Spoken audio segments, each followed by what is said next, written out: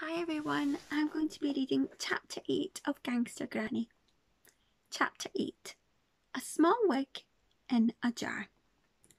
Behind the bushes outside Granny's bungalow, whilst Mum and Dad were downstairs in the living room watching Strictly Stars Dancing on the TV, Ben had scaled down the drain pipe outside of his bedroom window and cycled the 5 miles to Granny's. This alone was a sign of how curious Ben had become.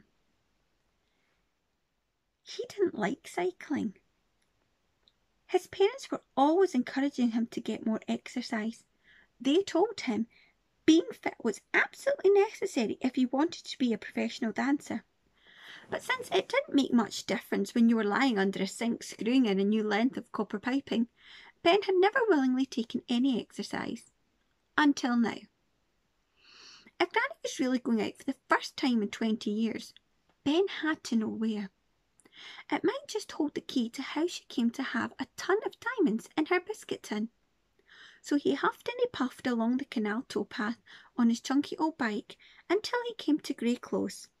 The only good thing was that being November, instead of being drenched in sweat, he was only mildly moist. He had pedalled fast because he knew he didn't have that much time.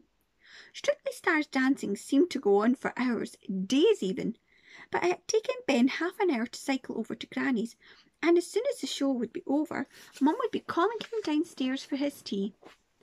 Ben's parents loved all the dancing TV shows. Dancing on ice skates, so you think you might be able to dance a bit? But they were completely obsessed with Strictly Stars Dancing.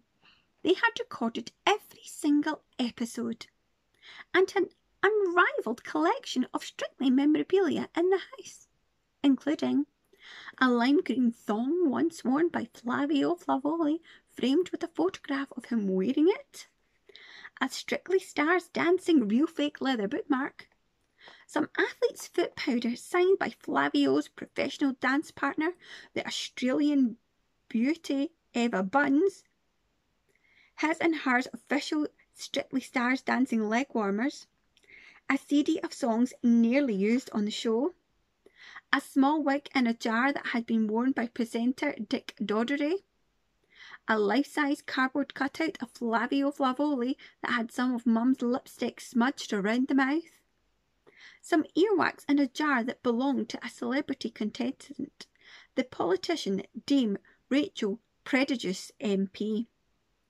a pair of tan tights that smelled of Eva Buns, a doodle on the napkin of a man's bottom drawn by the nasty judge Craig Malteser Woodward, a set of official Strictly Stars Dancing egg cups, a half-full tube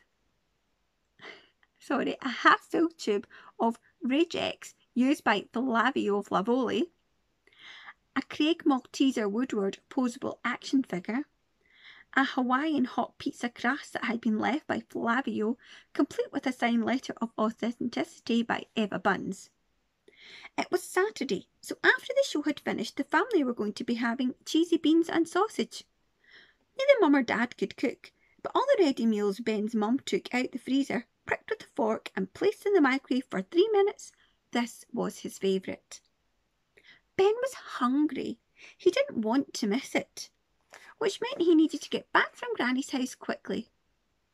If it had been a Monday night, say they were having chicken tikka lasagna, or a Wednesday and doner kebab pizza, or Sunday and Yorkshire pudding chow mein was on the menu, Ben wouldn't have been so bothered. The supermarket chain where Ben's dad worked liked to bring cuisine of 2 countries together in one easy microwavable pack. By combining dishes from different countries, perhaps he would be able to bring peace to a deeply divided world. Or maybe not. Night was falling, and as it was late November, it was rapidly growing colder and darker, and Ben was shivering in the bushes as he spied on his granny. Where can she be going, thought Ben. She hardly ever goes out. He thought he saw a shadow move in her bungalow. Then her face appeared at the bungalow window. Ben quickly shot out of view. The bushes rustled. Shh, thought Ben. Had the old lady seen him? After a few moments, the front door opened slowly, and out stepped a figure dressed entirely in black. A black jumper, black leggings, black gloves, black socks, and probably even a black bra and knickers. A black balaclava disguised the face, but from the stoop, Ben knew it was Granny. She looked like someone out of the covers of the books she loved reading. She straddled her mobility scooter and revved the engine. Where on earth was she going? And more importantly, why was she dressed like a ninja? Ben propped his bike against the bushes and got ready to tail his own grandmother, which was one thing he never in a million years dreamed of doing. Like a spider scuttling around the bathroom, trying not to be seen, Granny steered her scooter close to the walls. Ben followed on foot as quietly as possible. It wasn't too difficult to keep up, as the top speed of the mobility scooter was 4 miles per hour. Whirring across the road, she suddenly looked back as if she'd heard something, and Ben dived behind a tree. He waited, holding his breath. Nothing. After a few moments, he poked his head around the trunk and saw that Granny had reached the end of the road. He continued the chase. Soon they were near the town's high street. It was all but deserted. As it was early evening, all the shops had shut for the day, and the pub restaurants had yet to open for the night. Granny stayed out of the glow of the streetlights, swerved into doorways as she neared her destination. Ben gasped when he saw where she had parked. The jeweller's shop. Necklaces and rings and watches sparkled in the window. Ben couldn't believe his eyes as Granny took out a tin of cabbage soup from the scooter's basket.